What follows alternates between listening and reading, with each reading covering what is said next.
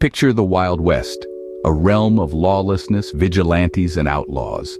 Amidst all the chaos, one name stands out: Billy the Kid.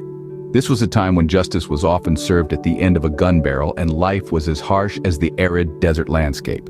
Now let's zero in on Billy the Kid, a figure who became synonymous with the lawlessness of the era. Born as William H. Bonney, Billy was not your typical villain. His life was a tumultuous ride with an origin story that would make even the most hardened outlaw shudder.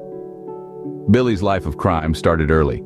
As a child, he was introduced to the underworld through petty theft, a common survival tactic in the harsh environment of the Wild West. But as he grew older, his crimes escalated in severity. By his late teens, Billy was involved in activities far more sinister than stealing food or pickpocketing unsuspecting victims. Murder became a part of Billy's repertoire, painting a target on his back. His notoriety grew, and so did the price on his head. By the tender age of 18, Billy had a bounty on his head, with authorities claiming he'd killed 8 men. Billy was on the run, a wanted man. His reputation and crimes caught the attention of Sheriff Pat Garrett, who was determined to bring him to justice. The Wild West, as it were, became the stage for a relentless cat-and-mouse chase.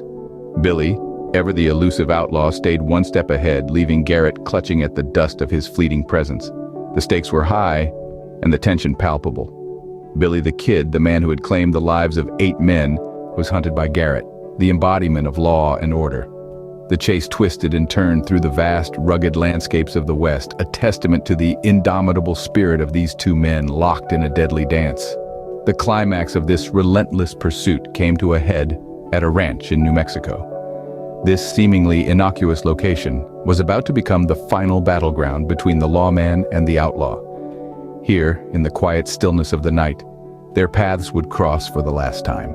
Garrett, armed with a Colt single-action revolver, was ready for the confrontation. Billy, perhaps sensing his fate, met Garrett's steely gaze. In the tense silence that followed, one could almost hear the faint whispers of destiny. Then, in a split second that would echo through the annals of history, Garrett's revolver roared to life, ending Billy's reign of terror. In 1881, Billy the Kid's notorious life was cut short by the very law he had spent years evading.